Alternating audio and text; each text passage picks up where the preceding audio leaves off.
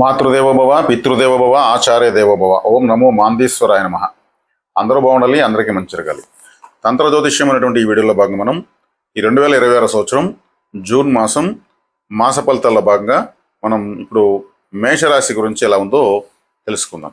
మేషరాశి వాళ్ళకు ఈ మాసం ప్రత్యేకమైనటువంటి ఒక విషయం ఏమంటే, గురువు జూన్ 2వ తారీఖున కర్కాటక రాశిలోకి ప్రవేశించడము చాలా అతిపెద్ద మార్పు. ఆయన గత సంవత్సర కాలంగా మిథున రాశి నుంచి మిథున రాశిలో సంచరిస్తూ కర్కాటక రాశిలో ప్రవేశించాడు. అదేవిధంగా ఈ రాశికి ప్రధాన శుభగ్రహమైనటువంటి రవిగ్రహం, అంటే పంచమాధిపతి, అంటే లక్ష్మీ స్థానానికి అధిపతి అయినటువంటి రవిగ్రహము వృషభంలో ఉంటూ జూన్ 15వ తారీఖున, అంటే జూన్ 15వ తారీఖున మిథున రాశిలోకి ప్రవేశిస్తాడు. అదేవిధంగా కుజుడు రాశ్యాధిపతి జూన్ 20వ తారీఖు వరకు మేషంలో ఉంటూ జూన్ 20వ తారీఖున వృషభ రాశిలోకి 2వ స్థానంలోకి ప్రవేశిస్తున్నాడు. అదేవిధంగా యథావిధిగా శనిగ్రహం మీనరాశిలో 10వ స్థానంలో ఉంది, రాహు లాభస్థానంలో, కేతువు పంచమ స్థానంలో సంచరిస్తున్నారు. బుధుడు జూన్ 22వ తారీఖు వరకు మిథునంలో, తరువాత కర్కాటకంలో ప్రవేశిస్తాడు. శుక్రుడు 8వ తారీఖు వరకు మిథునంలో ఉంటూ 8వ తారీఖు నుంచి కర్కాటకంలోకి ప్రవేశిస్తాడు. ఇది ఈ రాశి యొక్క గ్రహస్థితి ఈ జూన్ మాసంలో. ఇప్పుడు వీళ్ళకి రాశ్యాధిపతి అయినటువంటి కుజుడు 2వ స్థానంలోకి రావడం విశేష శుభ ఫలదాయకం.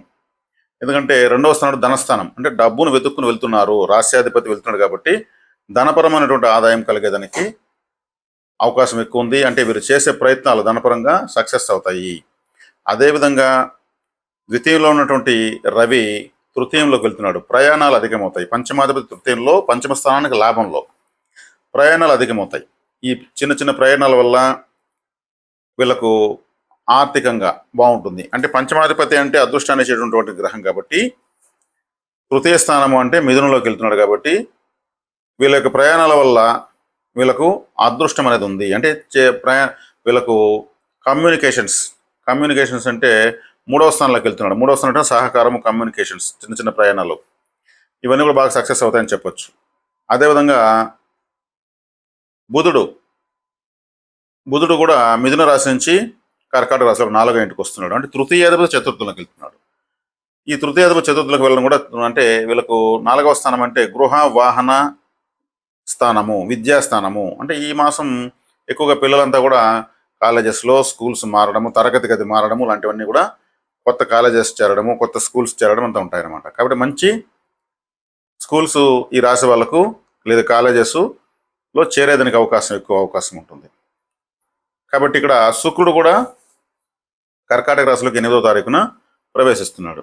ఇక్కడ చూడండి, రాశ్యాధిపతి కుజుడు 2వ ఇంట్లోకి, 2వ ఇంట్లో ఉన్నటువంటి రవి 3వ ఇంట్లోకి, 3వ ఇంట్లో ఉన్న బుధుడు 4వ ఇంట్లోకి, అదేవిధంగా 3వ ఇంట్లో ఉన్న శుక్రుడు 4వ ఇంట్లోకి, 3వ ఇంట్లో ఉన్న గురువు 4వ ఇంట్లోకి. అంటే రాశి నుంచి 4వ స్థానం వరకు గ్రహాలన్నీ 1 by 1 మారుతూ వచ్చాయన్నమాట. ఇక్కడ బుధుడు, శుక్రుడు, గురువు, రవి, ఈ 4 గ్రహాలు, కుజుడు కూడా, ఈ 5 గ్రహాలు స్థానాలు మారుతున్నాయి 1 నుంచి 4 రాసుల మధ్యలోకి.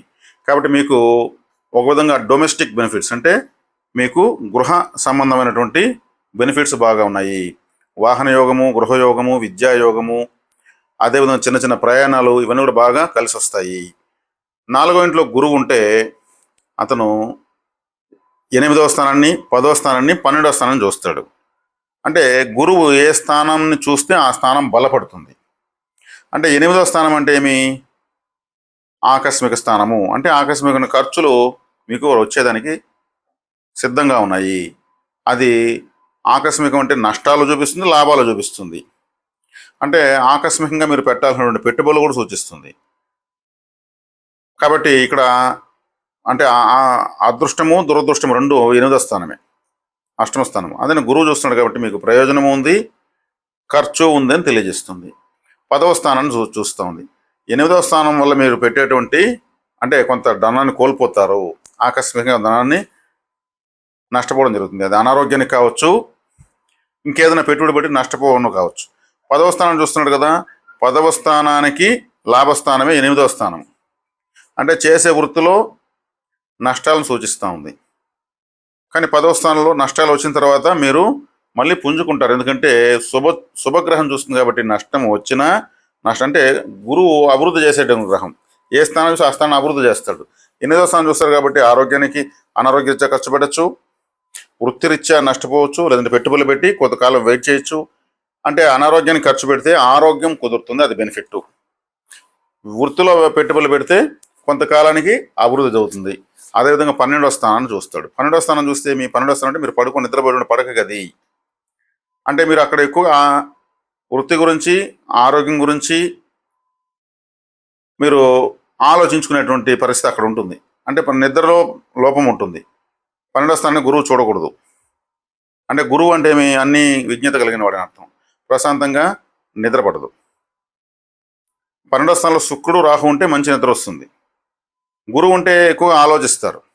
ఏ గ్రహం ఉన్నా సరే తత్సంబంధమైనటువంటి కలత నిద్ర అక్కడ ఉంటుంది. కాబట్టి మీరు ఇక్కడ వ్యాపారంలో పెట్టుబడులు, అనారోగ్యానికి సంబంధించిన ఖర్చులు, వృత్తిలో అభివృద్ధి కోసం ఖర్చులు లాంటివన్నీ కూడా మీకు ఉంటాయి. అదే గురువు మామూలుగా 5, 9 స్థానాలు చూసినా, 7వ స్థానాన్ని చూసినా, లగ్నాన్ని చూసినా, రాశిని చూసినా మీకు తత్సంబంధమైనటువంటి కారకత్వాలు అభివృద్ధి చెందుతాయి. కాబట్టి ఇది మీకు ఖర్చుని, అభివృద్ధిని రెండింటినీ సూచిస్తుంది. 8వ స్థానం దుస్థానం కాబట్టి ఇక్కడ శుభాశుభ మిశ్రమంగా గురువు యొక్క చూపు మీకు పనిచేస్తుంది. కాబట్టి ఇక్కడ ప్రయాణాల ద్వారా విద్య, తర్వాత గృహ మార్పులు, గృహ నిర్మాణాలు, గృహంలో రకరకాల ఏదన్నా వాస్తు అమరికలు లాంటివి చేసుకోవడానికి అవకాశం ఎక్కువగా ఉంది. 4వ స్థానంకి బుధుడు, శుక్రుడు, గురువు అందరూ వెళ్తున్నారు కాబట్టి. ఇంకా కుటుంబ స్థానంలోకి రాష్ట్రాధిపతి వెళ్తున్నాడు. కుటుంబ ధనవాక్ కుటుంబ స్థానానికి. కాబట్టి కుజుడు వెళ్తున్నాడు కాబట్టి అక్కడ మీకు శుభంగానే ఉంటుంది. కొంచెం ఎఫర్ట్ ఎక్కువ పెడతారు. కుజుడు అంటే ఫోర్స్, స్పీడ్. కాబట్టి కుటుంబ స్థానంలోకి వెళ్తున్నాడు కాబట్టి మీ యొక్క మాట్లాడే మాట తీరు ఇవన్నీ కూడా కొంచెం ఫోర్స్గా ఉంటాయన్నమాట. ఖచ్చితంగా నాకు కావాల్సిందే అనే మొండి పట్టుదలతో పనిచేయడానికి అవకాశం ఎక్కువ. ఇక లాభస్థానంలో రాహువు మీకు విశేష రాజయోగము ఇస్తున్నాడు. 5వ స్థానంలో కేతువు మీకు భక్తి, జ్ఞాన, వైరాగ్యాలు పెంచేదానికి ఎక్కువగా బలం ఉంటుంది. అదేవిధంగా మీకు 10వ స్థానంలో ఉన్న శనేశ్వరుణ్ణి గురువు చూస్తాడు. ఇది అసలు బెనిఫిట్. ఎందుకంటే 10వ స్థానంలో శనేశ్వరుడు ఏలినాటి శనిగా మిమ్మల్ని తీవ్రంగా బాధ పెడుతున్నాడు. 10వ స్థానంలో ఏ గ్రహం ఉండకూడదని చెప్పాను నేను, గురువే ఉండకూడదని చెప్పాను. గురువు చూస్తున్నాడు. గురువు చూడడం వల్ల ఈ శని యొక్క తాకడ తగ్గించేస్తాడు.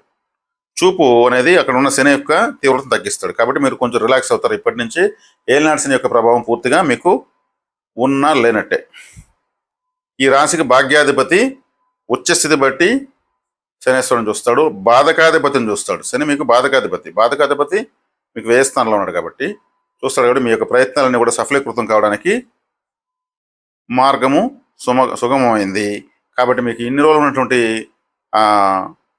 తాకడ, తడబాటు, ఆటంకాలన్నీ కూడా పలచబడిపోతాయి. మీ ప్రయత్నాలన్నీ కూడా వేగవంతంగా చేయగలుగుతారు.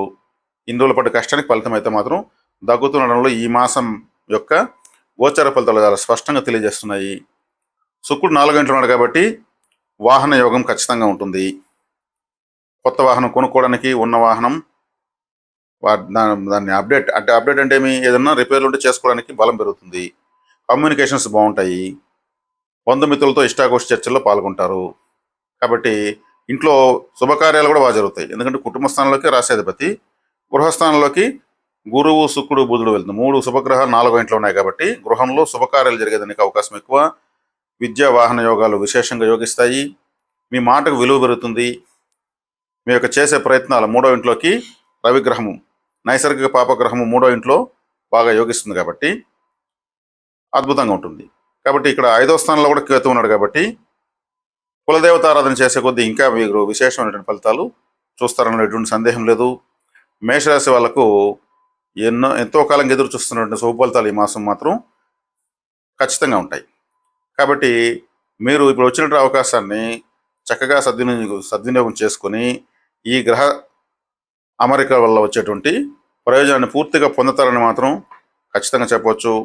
కాబట్టి మేషరాశి వాళ్ళు విశేషంగా చేసుకోవాల్సినటువంటి ఆరాధనలో తీసుకుంటే కాలభైరవ ఆరాధన, అదేవిధంగా గురు దక్షిణామూర్తి కావచ్చు, దత్తాత్రేయ కావచ్చు, లేదా ఏదైనా జీవ సమాధులు, సిద్ధ యోగుల సమాధులు దర్శించడము, ఇవన్నీ కూడా మంచి ఫలితాన్ని ఇస్తాయి. విద్యార్థులకు చక్కగా ఉంది. అవివాహితులకు శుభవార్త, నిరుద్యోగులకు శుభవార్త అని చెప్పొచ్చు ఈ మాసము. అదేవిధంగా వ్యవసాయం చేసుకున్నటువంటి వ్యవసాయదారులకు మంచి ఫలితాలు ఉంటాయి. ఇప్పుడు వేసే పంటలు ఖచ్చితంగా లాభాలను ఇస్తాయి. గురు దక్షిణామూర్తి ఆరాధన చేయడం వల్ల అష్టమ స్థానమును చూస్తున్నటువంటి గురువు ద్వారా వచ్చేటువంటి అష్టమ స్థానం చెడు ప్రభావాలను మీరు తగ్గించుకోగలుగుతారని మాత్రం ఖచ్చితంగా చెప్పొచ్చు. అదేవిధంగా కాలభైరవ ఆరాధన వల్ల ఈ శనేశ్వరుడు యొక్క తాకడను, తీవ్రతను తగ్గించుకోవడానికి అవకాశం చాలా ఎక్కువగా ఉంది. కాలభైరవ అష్టకం చదవడము, వీధి కుక్కలకు ఫుడ్ పెట్టడము. భైరవ క్షేత్రాలు మనకు అందుబాటులో ఉండొచ్చు, ఉండకపోవచ్చు.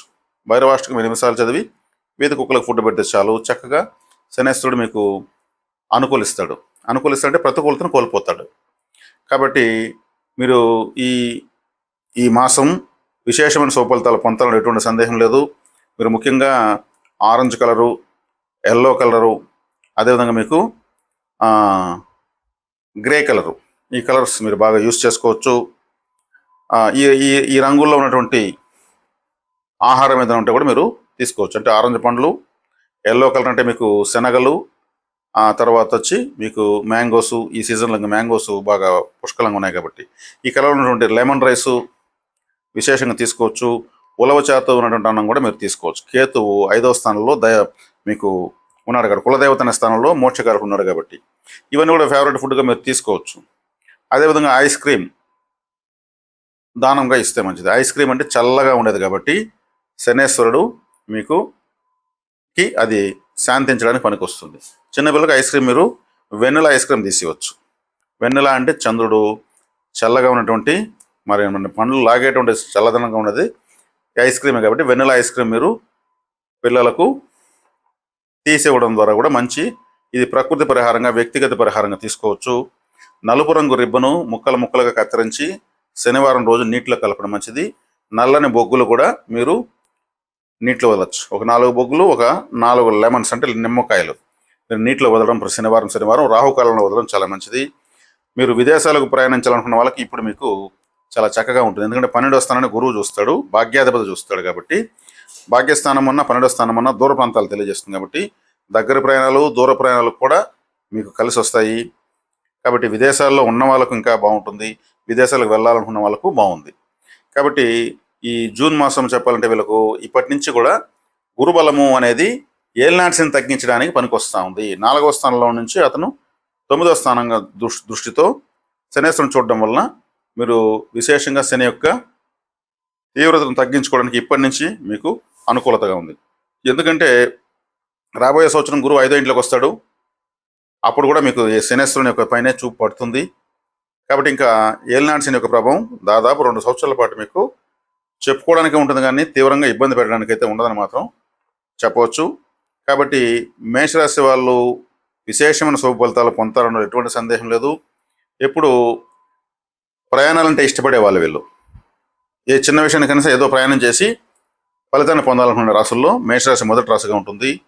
కాబట్టి వీళ్ళకు ఇప్పుడు చేస్తున్న ప్రయాణాలు, కమ్యూనికేషన్స్ అన్నీ కూడా చక్కగా మంచి అద్భుతమైన ఫలితాలు ఇస్తాను, ఎటువంటి సందేహం లేదు. నేను చెప్పినటువంటి ఈ యొక్క ప్రకృతి పరిహారాలు మీరు చేసుకోవడం మంచిది. దేవతా పరిహారాలటువంటి కాలభైరవ ఆరాధన, గురు ఆరాధనలు, జీవ సమాధులు మీకు అనుకూలంగా అందుబాటులో ఉంటే దర్శించుకోవడం కూడా విశేష శుభ ఫలితాలను ఇస్తాయన్న ఎటువంటి సందేహం లేదు. కాబట్టి చక్కగా మీరు ఇప్పుడు చెప్పినటువంటి ఈ యొక్క ఫలితాలను 1-2 సార్లు విని ఆచరించుకొని శుభ ఫలితాలు పొందుతారని ఆశిస్తున్నాను. శుభం. ఎంత వచ్చింది సార్?